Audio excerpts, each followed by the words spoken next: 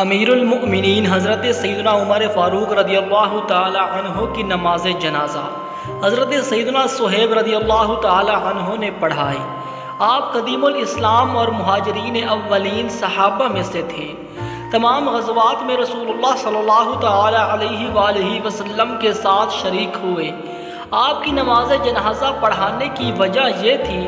کہ سیدنا فاروق اعظم رضی اللہ تعالی عنہ نے اپنے انتقال سے قبل نیا خلیفہ منتخب ہونے تک آپ ہی کو نمازیں پڑھانے کی وصیت فرمائی تھی۔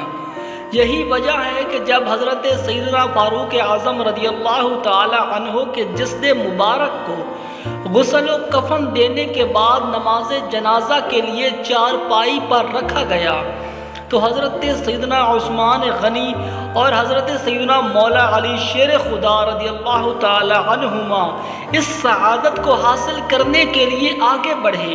لیکن حضرت سیدنا عبد الرحمن بن عوف رضی اللہ تعالی عنہ نے دونوں کو منع فرما دیا، کیونکہ ابھی نئے خلیفہ کا انتخاب نہ ہوا تھا۔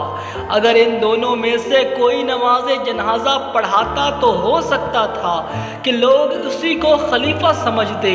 اس لیے سیدنا فاروق اعظم رضی اللہ تعالی عنہ کی وصیت کے مطابق سیدنا صہیب رضی اللہ تعالی عنہ کو نماز جنازہ پڑھانے کا حکم دیا گیا۔